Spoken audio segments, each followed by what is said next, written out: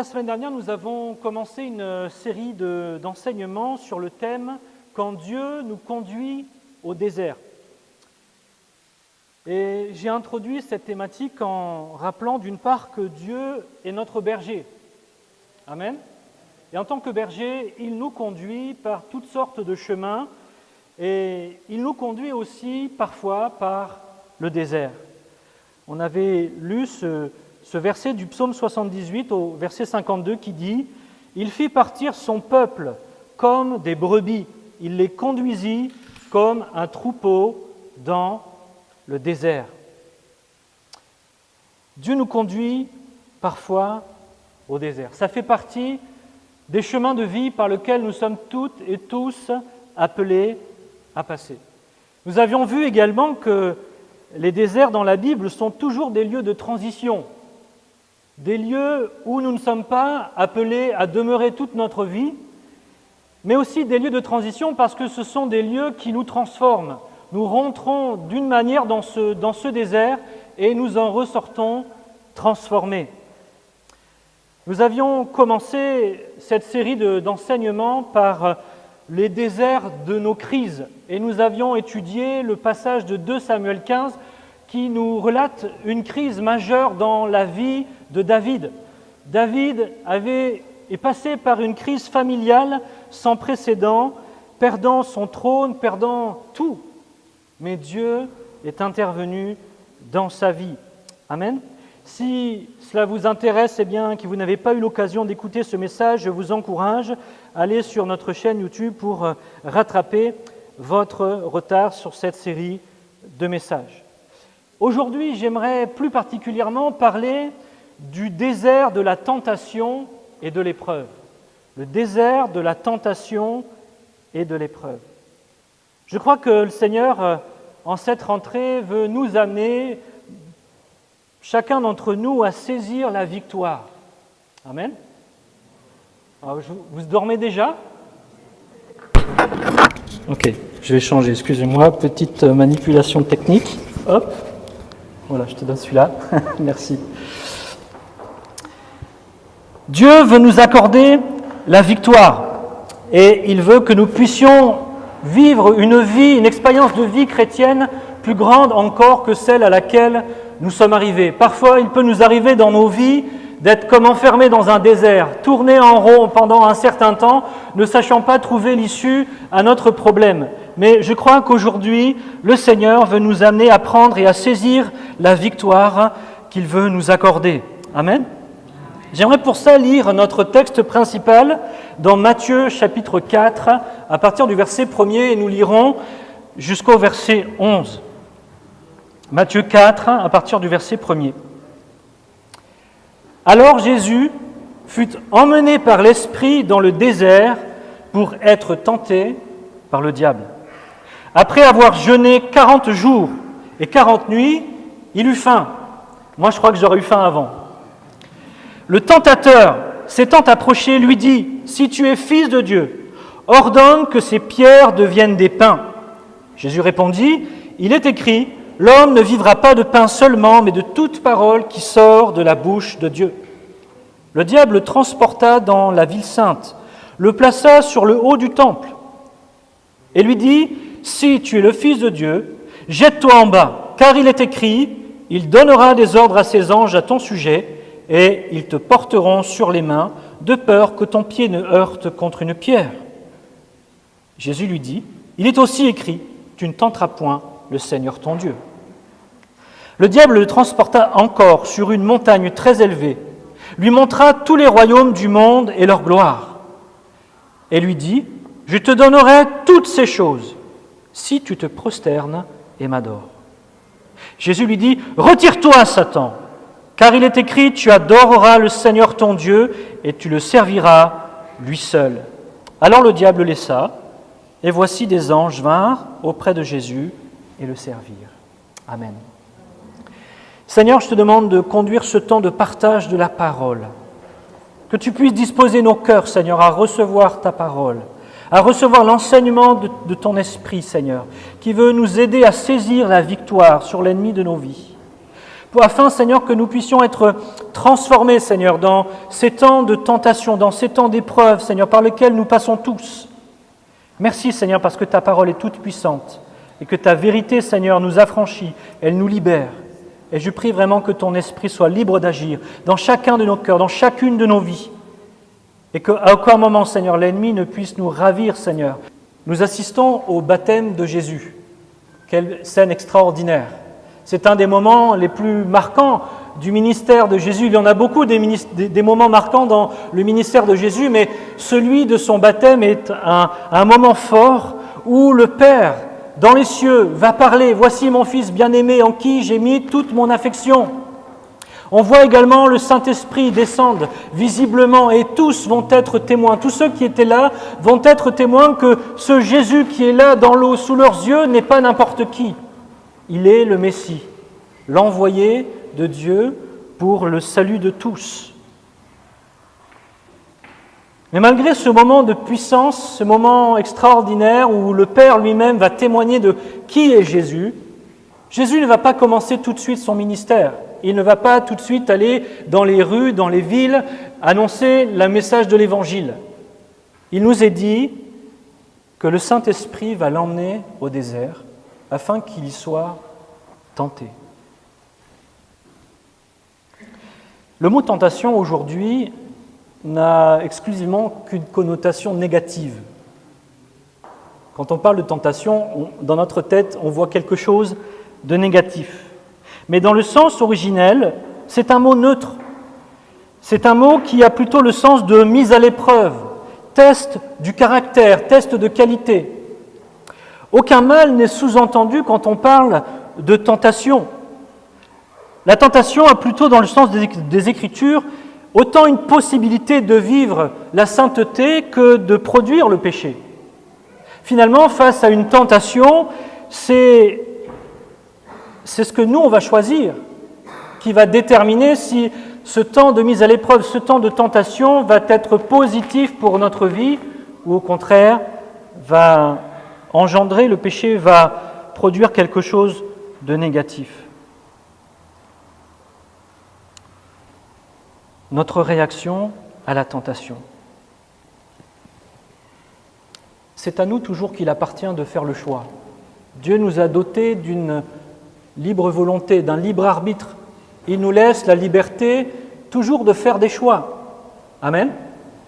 Et face à la tentation, nous sommes tous égaux, nous avons tous des choix à faire. Et c'est la conséquence des choix que nous faisons qui peuvent être positifs comme négatifs. Nous avons lu au verset 2 que pendant 40 jours, 40 nuits, Jésus va jeûner. La tentation dans ce passage ne vient pas immédiatement. Il faut un certain temps avant que le diable ne pointe le bout de son nez. Et je crois que Satan, qui est le tentateur, vient justement lorsqu'il a une chance d'aboutir dans sa tâche, lorsqu'il pense qu'il va pouvoir réussir à nous éloigner du plan de Dieu. Et pour ce cas, il va avoir attendu que Jésus ait faim avant de venir. Ce chiffre 40, 40 jours, 40 nuits, c'est un chiffre fort, un chiffre clé, un chiffre symbolique. Il peut nous rappeler à la fois les 40 jours de Moïse sur la montagne, dans la présence de Dieu, où il va là aussi jeûner, ou il peut encore nous rappeler ce jeûne d'Élie. Mais il nous parle, je crois, avant tout, et je crois que c'est là le parallèle qu'il nous faut faire, il nous parle des 40 ans d'Israël dans le désert. Dans ce désert, Israël aussi va avoir faim. Dans ce désert aussi, Israël va avoir soif. Et ils vont aussi être mis à l'épreuve. Et dans cette tentation par laquelle ils vont passer, ils vont manifester à bien des reprises leur manque de confiance envers Dieu. Et même, ils vont mettre Dieu à l'épreuve. Ils vont tenter Dieu. Hébreux 3, verset 8, nous dit « N'endurcissez pas vos cœurs comme lors de la révolte au jour de la tentation dans le désert, où vos pères me tentèrent pour m'éprouver, et ils virent mes œuvres pendant 40 ans. Israël a été mis à l'épreuve dans le désert. Dieu les a appelés à quitter l'Égypte, ce pays dans lequel ils étaient réduits en esclavage. Et il les appelle à quitter cet état d'esclaves pour se diriger vers le pays de la promesse, le pays de l'abondance, le pays de la bénédiction, là où coule le lait et le miel. Et Dieu a pour eux un plan, il veut qu'ils entrent dans son repos. Et malgré les nombreux miracles, malgré la nuée le jour et la colonne de feu la nuit qui les conduit et qui les dirige, étape après étape, malgré la manne tous les matins, malgré l'eau qui va couler du rocher, et toutes sortes de prodiges qui vont se dérouler dans ce lieu, Israël n'a cessé de défier Dieu.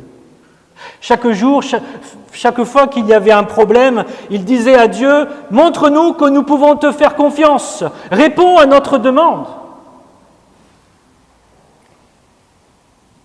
Par ses choix, face à cette tentation par laquelle ils sont passés, à cette épreuve, Israël a échoué. En réalité, ils se sont laissés conduire physiquement. D'étape en étape, ils sont allés de désert en désert jusqu'à la frontière du pays promis, où même Moïse a pu voir ce pays de loin mais n'a pas pu y rentrer.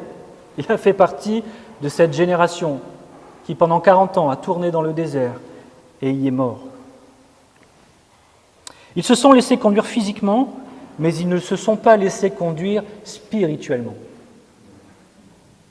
Au lieu de prendre la mesure de leur passé, de leurs erreurs, d'écouter attentivement les enseignements du Seigneur, de le laisser changer leur cœur, parce qu'il s'est passé quand même un certain nombre de choses où Dieu a usé de patience, de prévenance, alors que Moïse était sur la montagne en train de recevoir la parole de Dieu.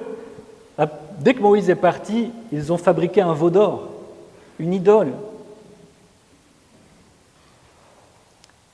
Ils n'ont pas laissé Dieu changer leur cœur. Ils ne se sont pas véritablement repentis avec sincérité de leurs péchés. Ils ont mis à l'épreuve sa fidélité, sa patience et sa grâce. Et à cause de leur cœur dur, je crois qu'ils se sont livrés eux-mêmes au mensonge du tentateur, au mensonge de Satan. Et la question que j'aimerais d'abord nous poser cet après-midi, c'est qui nous conduit? Qui te conduit? Ici, dans ce passage, il est dit « Le Saint-Esprit conduisit Jésus, emmena Jésus ». Jésus, lui, a été conduit par l'Esprit. Mais Israël, lui, n'a pas été conduit par l'Esprit. Il a été conduit par sa chair et il a échoué. Jésus a été conduit par l'Esprit et il a remporté la victoire. Ça fait une différence majeure. Qui te conduit? Qui nous conduit?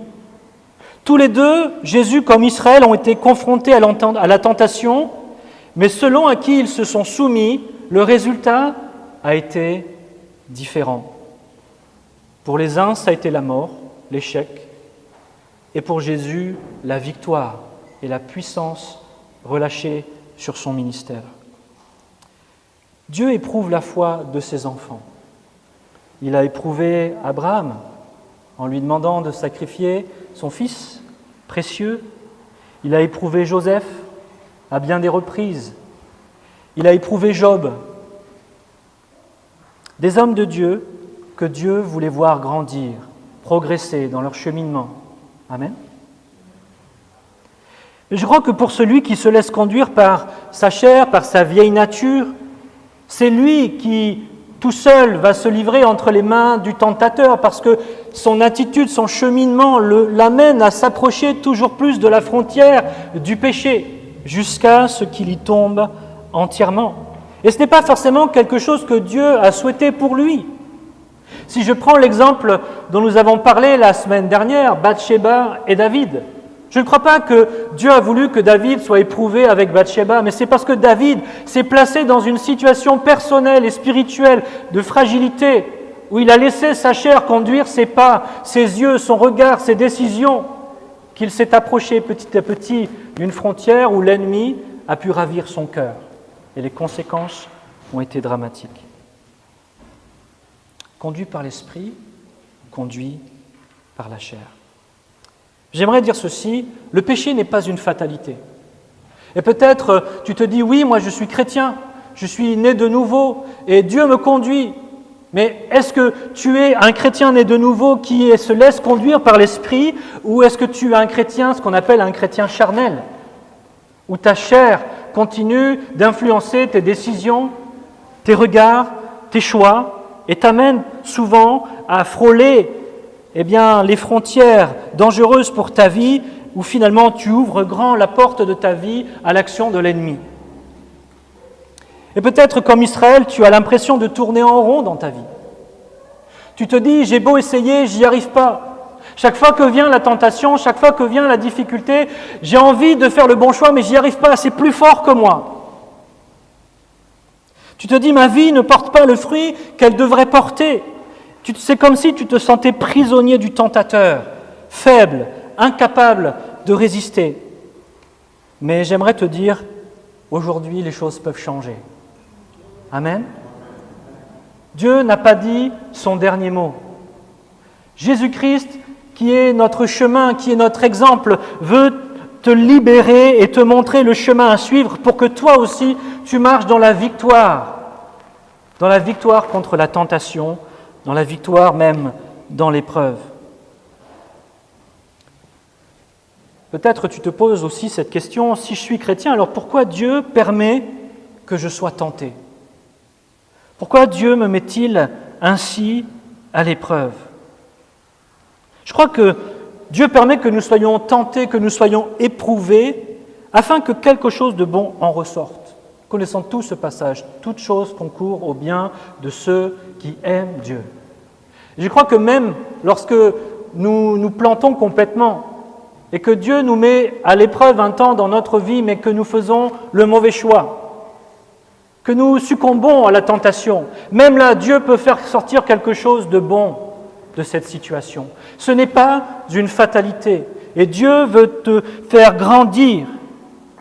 Dieu veut que quelque chose de bon sorte de ces temps où tu es tenté, de ces temps où tu es éprouvé, non pas pour que tu sois comme criblé par l'ennemi, esclave de ses mensonges et de ses accusations, mais que dans ce processus, tu sois émondé, que tu sois sanctifié, que tu grandisses, que tu progresses dans ta marche avec le Seigneur.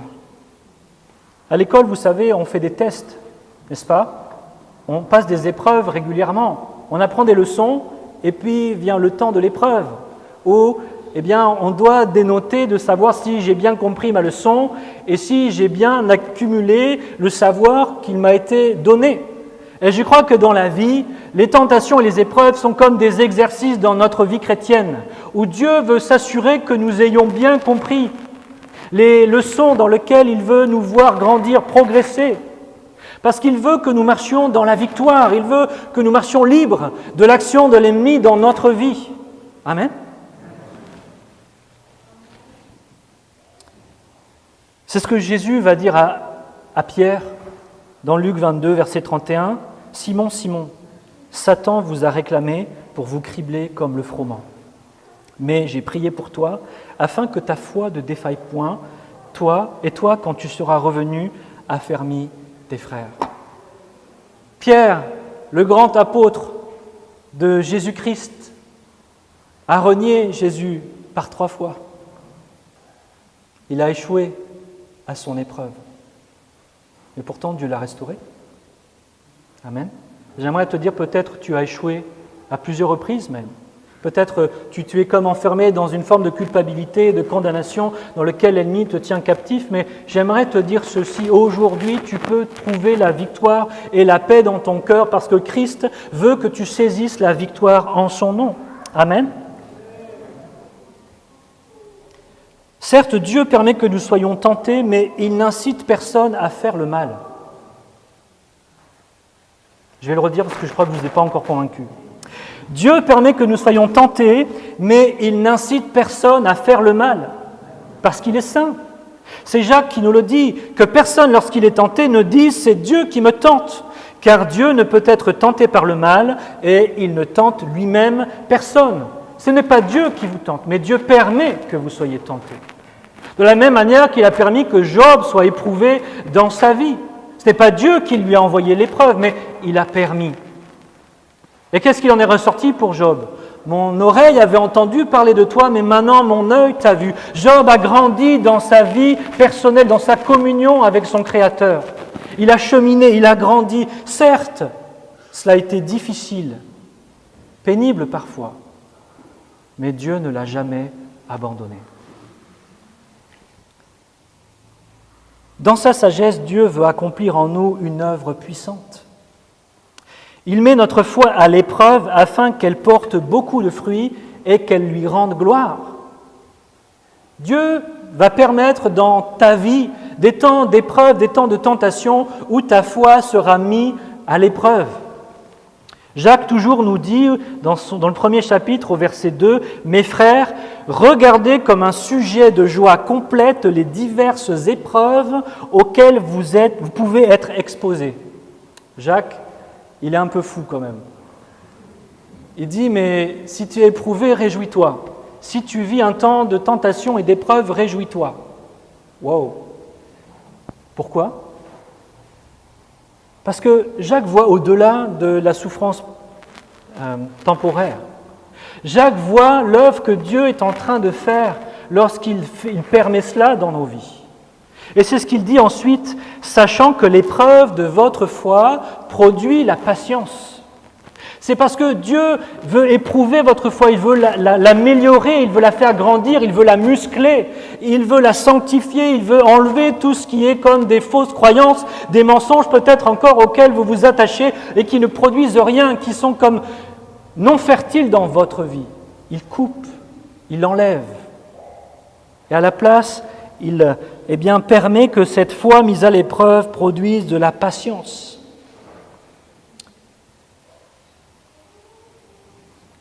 Il dira au verset 12, « Heureux l'homme qui supporte patiemment la tentation, car après avoir été éprouvé, il recevra la couronne de vie que le Seigneur a promise à ceux qu'il aime. » Et l'apôtre Pierre, lui, dira, dans la première épître au chapitre 1, verset 7, « Afin que l'épreuve de votre foi, encore une fois, il est question de l'épreuve de notre foi, afin que l'épreuve de votre foi, plus précieuse que l'or périssable, qui cependant est éprouvé par le feu, ait pour résultat la louange, la gloire et l'honneur lorsque Jésus-Christ apparaîtra. »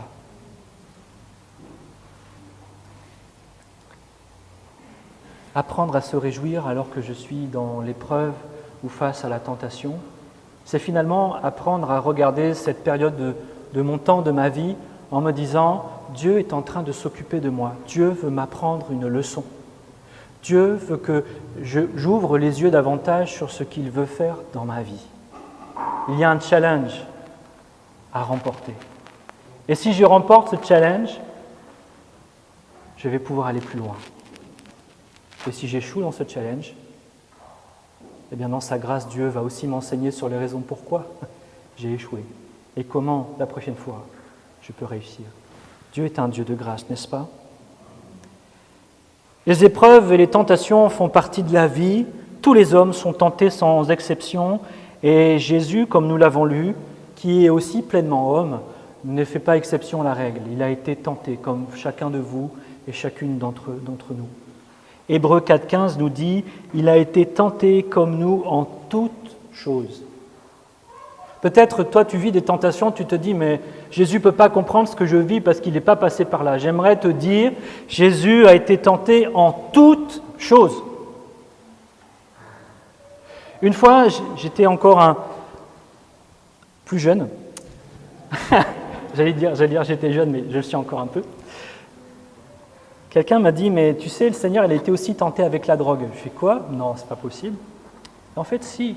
Il est dit que lorsque Jésus était sur la croix, on lui a tendu du fiel, et le fiel est une drogue qui, quelque part, endort la douleur. Et Jésus refusa. Jésus refusa.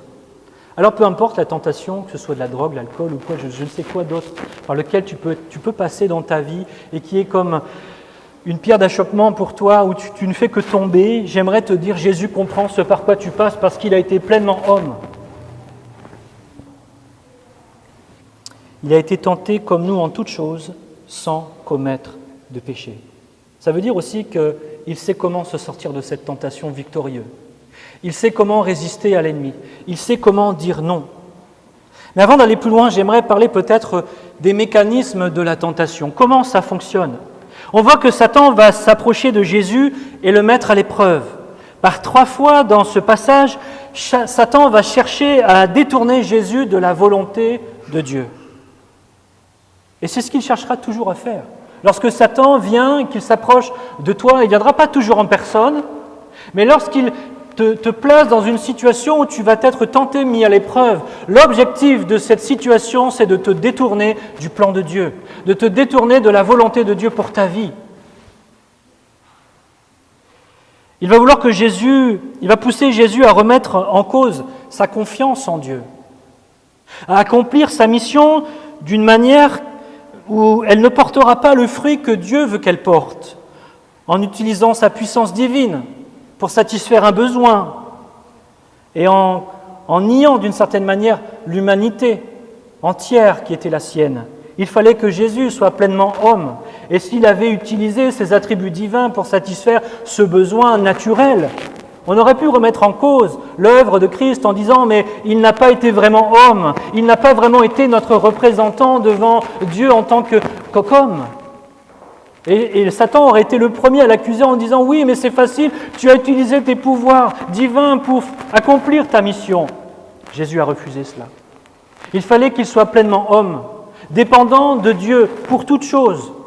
Et là, Jésus dit, l'homme ne vivra pas de pain seulement, mais de toute parole qui sortira de la bouche de Dieu. C'est un moyen par lequel Jésus lui dit, mais moi j'ai confiance en Dieu et le temps par lequel Dieu veut que je passe, maintenant c'est un temps de jeûne et de prière.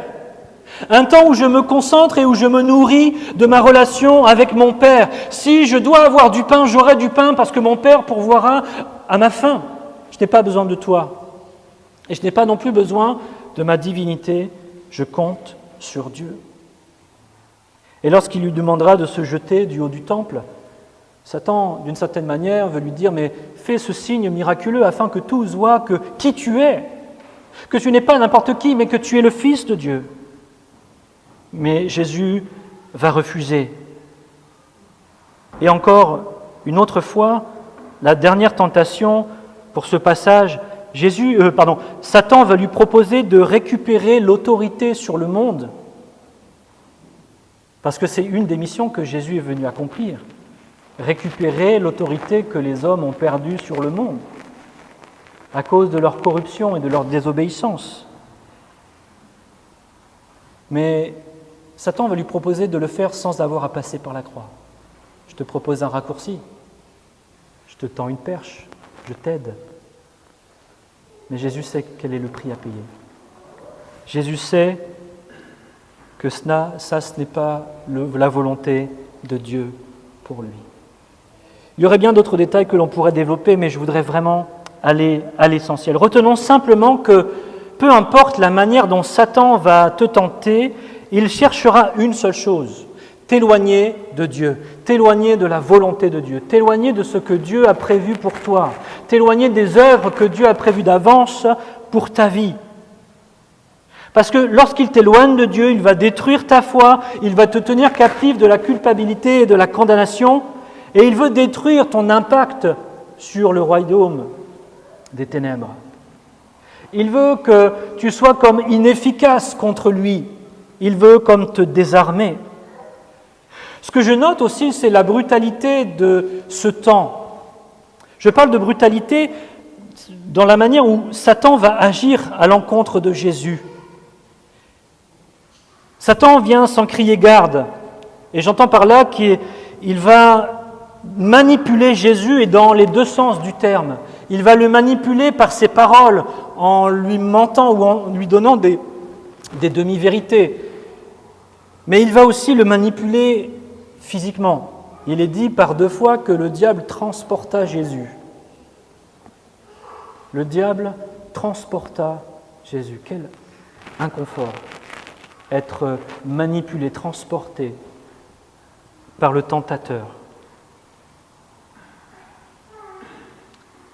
Satan nous transporte malgré nous.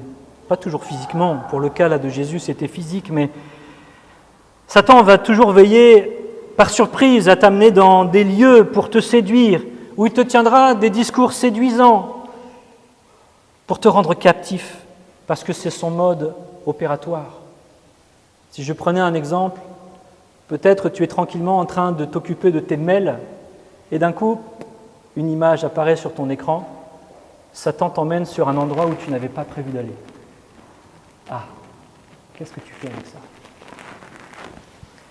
C'est un exemple parmi tant d'autres, mais vous savez comme moi que parfois, nous nous retrouvons face à des situations ou face à des choses que nous n'avions pas préméditées, mais qui sont quand même là. Et si on n'en fait rien, on peut se laisser amener à l'étape d'après, et puis à l'étape d'après, et puis à l'étape d'après, jusqu'à ce que nous disions oui au péché et à la séduction qu'il nous a présentée. Il cherchera à nous déstabiliser par ses discours, par des situations imprévues, afin de nous mener loin de Dieu. Quelles sont les sources de la tentation ? Dans ce passage, nous avons vu que Jésus va être tenté 3 fois, mais nous savons qu'à d'autres reprises, Satan va utiliser d'autres moyens aussi pour continuer de détourner Jésus de son chemin. À bien des reprises, il va utiliser les pharisiens qui vont lui demander de prouver qu'il est réellement le Messie, mais selon leur conception à eux. À un autre moment, Satan va utiliser Pierre, alors que Jésus vient de parler de l'œuvre qu'il doit accomplir à la croix, de comment il doit mourir. Satan, au travers de Pierre, lui dira « Non, Seigneur, pas toi !» Que lui dira Jésus ? « Arrière de moi, Satan !» Les pensées qui t'animent ne viennent pas du royaume de Dieu. Satan, c'est le tentateur et il va utiliser son royaume, le monde, pour relayer toutes sortes de tentations dans nos vies. Il va nous offrir toutes sortes de biens matériels en échange dans nos cœurs de passion et d'idoles. Il veut aussi parfois nous offrir la gloire en échange d'un orgueil bien nourri dans notre cœur. Il veut parfois aussi nous offrir le pouvoir en contrepartie de la corruption de nos cœurs. Ça, ce sont toutes les sources extérieures, mais il y a aussi une source qui, elle, n'est pas extérieure et que nous connaissons tous et qui, je pense, est la source majoritaire, notre vieille nature, notre nature humaine, notre chair. Et je crois que c'est une des raisons principales pour lesquelles il est vital de suivre Jésus en renonçant à nous-mêmes, à cette nature humaine qui nous mènera toujours loin de Dieu, parce qu'elle ne veut pas et elle ne peut pas faire la volonté de Dieu. Et Satan le sait bien, et c'est par ce biais-là qu'il nous tenait captifs autrefois. Et lorsque nous avons accepté Jésus-Christ comme notre Sauveur par la foi, cette vieille nature, par la foi, a été crucifiée avec Christ. Amen. C'est même le symbole de notre baptême. Lorsque nous sommes plongés dans l'eau, c'est le symbole de la mort de notre vieille nature. Luther disait peut-être, mais il nage bien.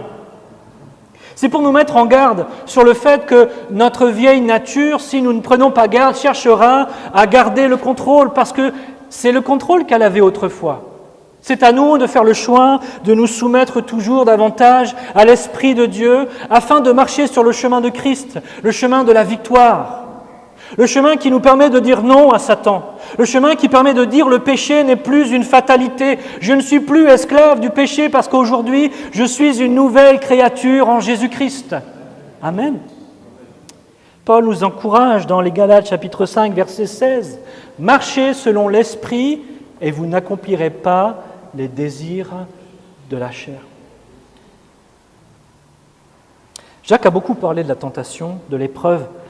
Toujours dans le chapitre 1, verset 14, il dit « Quand chacun est tenté, mais chacun est tenté quand il est attiré et amorcé par sa propre convoitise.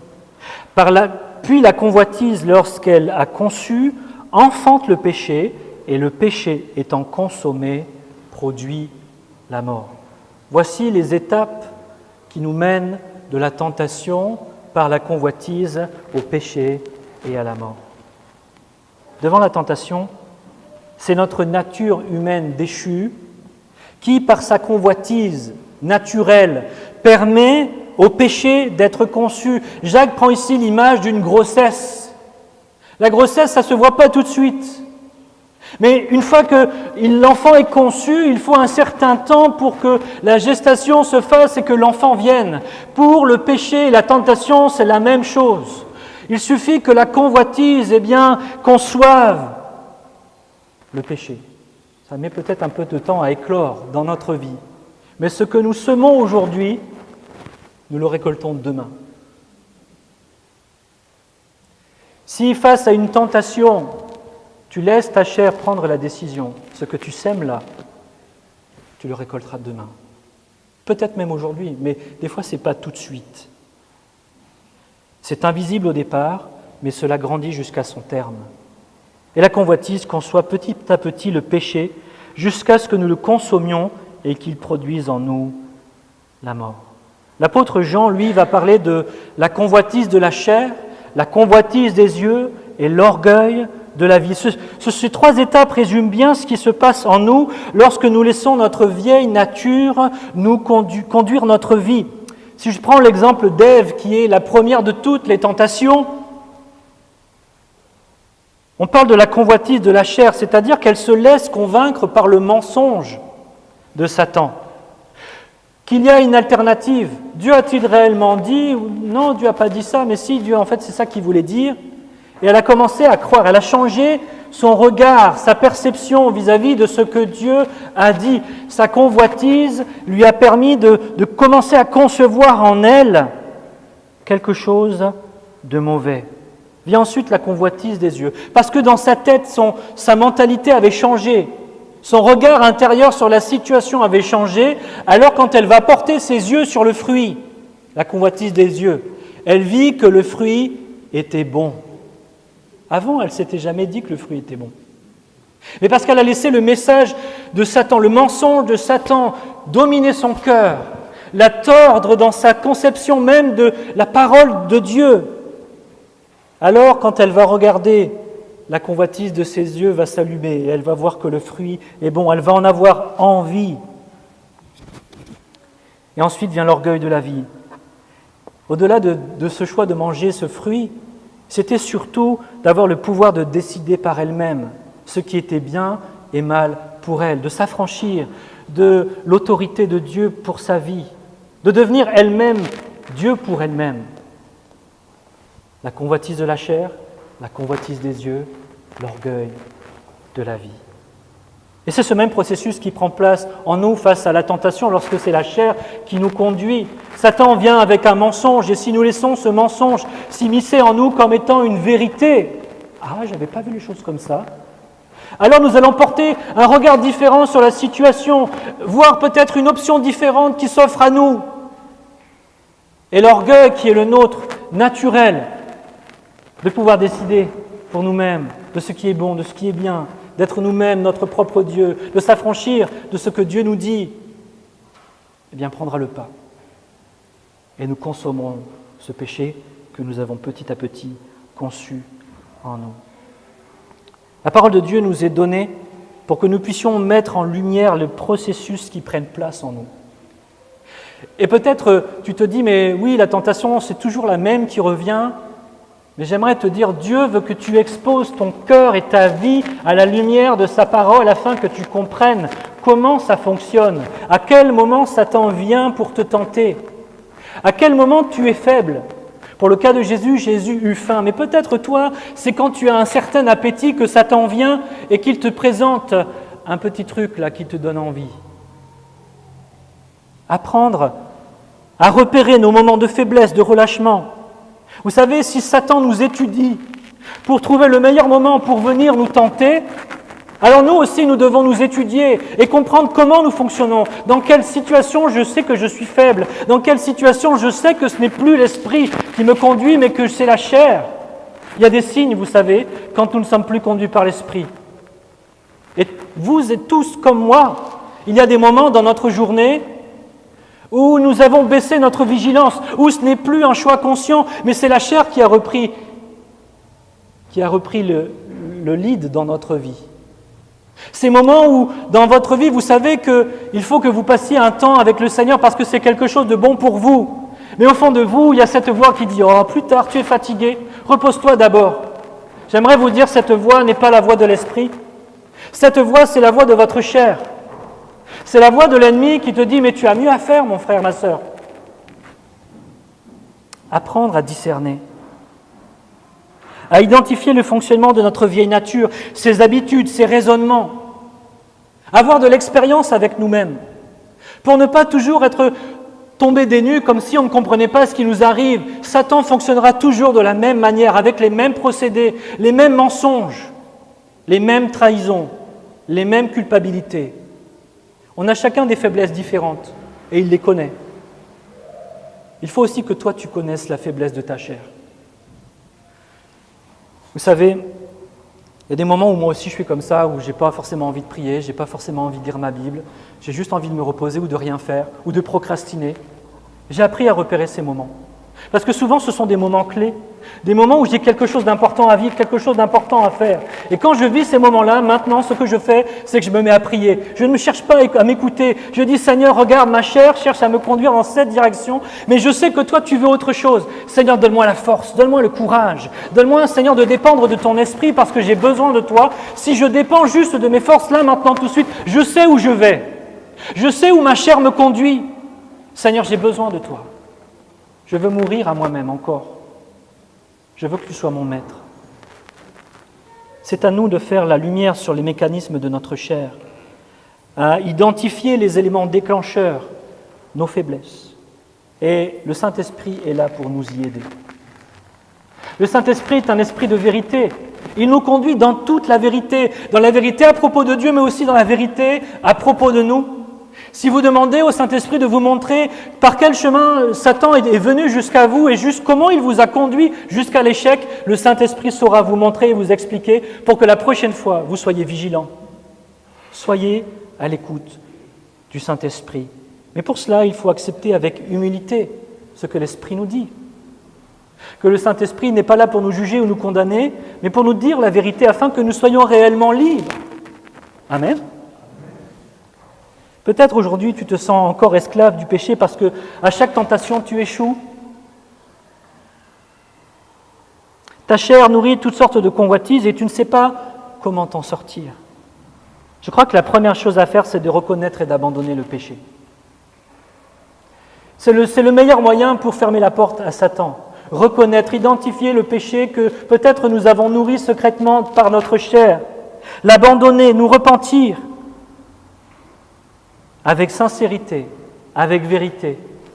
Savoir dire, Seigneur, oui, dans ma vie, ce péché, cette situation récurrente, cette tentation qui vient régulièrement, Seigneur, je n'en ai rien fait. Mais maintenant, Seigneur, je veux que tu m'aides. Je veux vivre ta victoire face à mes tentations. Il faut laisser Jésus t'enseigner comment obtenir la victoire sur l'ennemi de ton âme. Amen. On se trompe souvent à notre sujet. Israël se trompait à son sujet. Et c'est parce qu'ils n'ont pas voulu écouter ce que Dieu disait à propos d'eux, parce qu'ils ne se sont pas laissés changer dans leur mentalité d'esclaves pour entrer dans une mentalité du peuple de Dieu racheté. Ils sont morts, ils ne sont pas entrés dans le repos. Mais Dieu t'appelle aujourd'hui à entrer dans son repos. Et Christ est notre victoire pour cela. Ce n'est pas par nos propres forces, ce n'est pas par nos propres moyens, mais c'est par la victoire de Christ que nous pouvons, nous aussi, être victorieux face aux tentateurs. Jésus a été éprouvé dans sa foi comme toi et moi. Mais il n'a pas fléchi le genou devant l'ennemi. Il a été victorieux et il est digne de confiance. Jésus a été éprouvé dans ses motivations, dans son obéissance. Rien n'a pu lui être reproché. Et c'est pour ça que nous pouvons placer nos espoirs en lui, parce que non seulement il connaît toutes les tentations par lesquelles nous passons, il peut compatir à la situation par laquelle tu passes. Mais plus que ça encore, nous savons, parce que rien ne peut lui être reproché, qu'à coup sûr nous pouvons entrer avec lui dans la victoire. Hébreux 4,15 nous dit « Car nous n'avons pas un souverain sacrificateur qui ne puisse compatir à nos faiblesses. Au contraire, il a été tenté comme nous en toutes choses sans commettre de péché. » Et au Hébreux 2,18 nous dit « Car du fait qu'il a souffert lui-même et qu'il a été tenté, il peut secourir ceux qui sont tentés. » Jésus-Christ veut te secourir dans tes tentations. Jésus-Christ veut être ta force. Jésus-Christ veut être ta victoire face aux tentateurs. Alors que tu te sais faible, alors que tu te sais non pas à la hauteur, Jésus-Christ veut te dire « Je t'ai donné mon esprit. Compte sur moi. Je serai là avec toi. »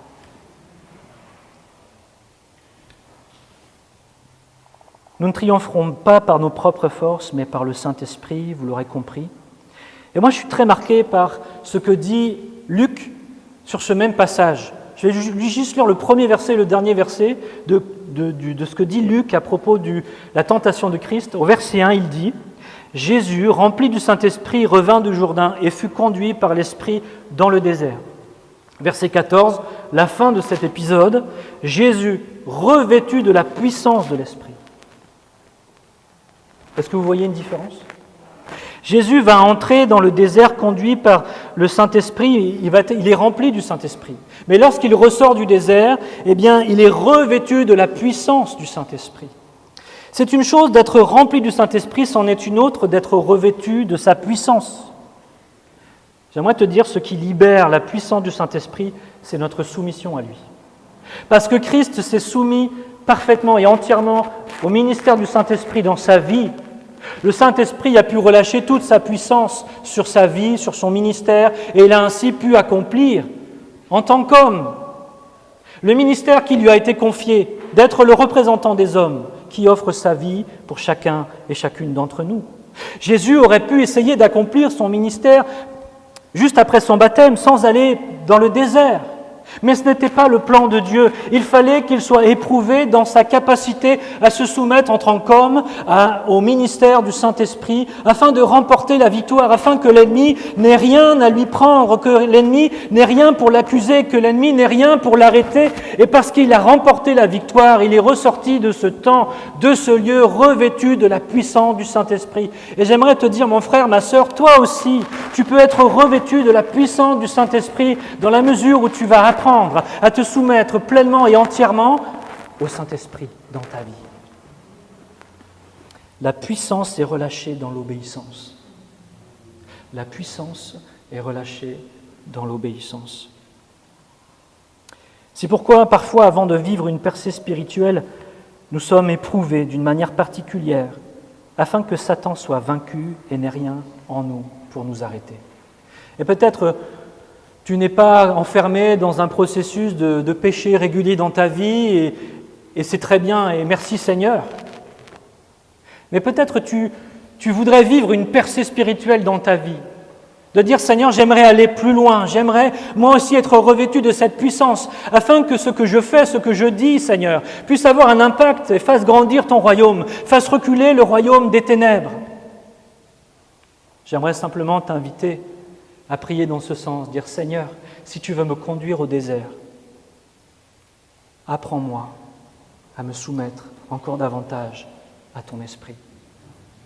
Apprends-moi, Seigneur, l'obéissance. » Il est dit que Christ a appris l'obéissance par les choses qu'il a souffertes. Il y a un prix à payer. Et ce prix, eh bien, c'est simplement cette soumission à l'esprit. Et on apprend ces choses à l'école du Seigneur. Et cette école s'appelle parfois le désert. Lorsque nous sommes tentés, nous pouvons crier à Christ. Paul disait dans 2 Corinthiens, « Quand je suis faible, c'est alors que je suis fort. » Pourquoi est-ce qu'il pouvait dire ça ? Parce que justement, lui aussi avait appris dans ces temps de faiblesse à savoir que ce n'est pas par sa propre force, mais par la puissance qui est en Christ. Il dira dans Philippiens 4,13 « Je puis tout par celui qui me fortifie ». La tentation est irrémédiable, tous nous serons tentés, mais l'issue de la tentation n'est pas une fatalité, le péché n'est pas une fatalité. Nous pouvons obtenir la victoire grâce à Christ dans nos tentations, dans nos épreuves. Nous pouvons ressortir grandis, fortifiés, revêtus de la puissance du Saint-Esprit pour accomplir des œuvres plus grandes encore. Jésus a vaincu le tentateur et il veut que toi aussi tu sois vainqueur grâce à lui. Je vous lis encore 2 derniers versets. Je sais que je suis un peu long, mais j'ai beaucoup de choses à vous dire. Aucune tentation ne nous est survenue qui n'ait été humaine. Et Dieu, qui est fidèle, ne permettra pas que vous soyez tentés au-delà de vos forces. Mais avec la tentation, il préparera aussi le moyen d'en sortir afin que vous puissiez la supporter. Soit nous surestimons nos capacités, soit nous sommes conscients de notre grande faiblesse, mais nous oublions alors que nos forces seules ne sont pas suffisantes pour combattre le combat. Nous avons besoin de Christ et de son esprit pour remporter la victoire. Ce passage, il nous dit que nous ne serons pas tentés au-delà de nos forces. Comment comprendre au-delà de nos forces? Est-ce que ce sont juste nos forces personnelles ou est-ce que ce sont les forces que le Saint-Esprit veut nous communiquer alors que nous sommes conscients de notre faiblesse face au tentateur? Je crois que c'est la deuxième option.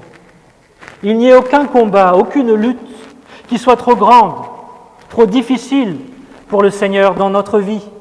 Faisons-lui pleinement confiance. C'est la volonté de Dieu que nous soyons nous aussi puissants, comme Christ a été puissant. Vous connaissez tous ce psaume 68, « Ton Dieu ordonne que tu sois puissant ». Amen. Ce n'est pas une option.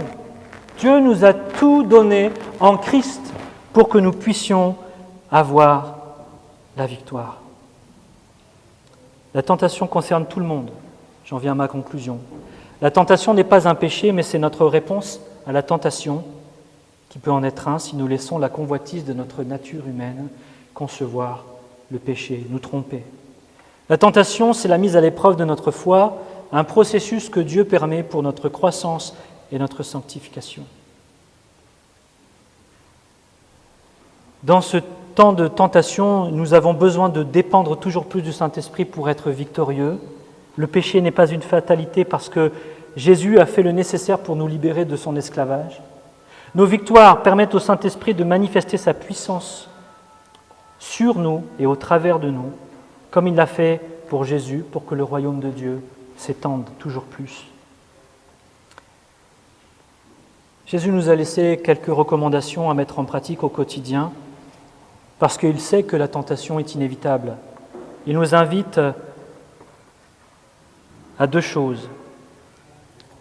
À prier de cette manière, garde-nous de céder à la tentation, mais au contraire, délivre-nous du tentateur, car c'est à toi qu'appartiennent pour toujours le règne, la puissance et la gloire. La tentation est inévitable, mais l'issue, c'est à nous de choisir. Seigneur, permets-moi de ne pas céder avec ma chair à la tentation. C'est ça l'objet de cette prière que Jésus nous enseigne. Permets-moi de me soumettre à ton esprit afin que je garde la victoire. Mais il nous demande aussi, au-delà de la prière, de veiller, parce que justement, nous évaluons souvent mal les situations et nos capacités. Et je dis ça parce que le contexte dans lequel il donne cette recommandation, c'est lorsque Jésus était avec ses apôtres dans le jardin de Gethsémane et qu'ils vivent un temps très particulier, un temps de mise à l'épreuve où Jésus, dans son humanité, est éprouvé à savoir est-ce qu'il va prendre cette coupe ou pas. Et il dira à ses disciples, veillez et priez, afin que vous ne tombiez pas dans la tentation. L'esprit est bien disposé, mais la chair est faible. À ce moment-là, les disciples ne discernent absolument pas ce qui est en train de se jouer. Ils dorment. Veiller, c'est être lucide vis-à-vis de nous, repérer lorsque l'ennemi approche, lorsque nous sommes en état de faiblesse, nous exposant ainsi à une éventuelle tentation. C'est aussi être proactif dans la prière, afin que nous restions bien disposés, soumis à l'esprit et non à la chair, afin que notre communion avec Dieu soit forte. J'aimerais juste prier quelques instants pour clôturer ces moments.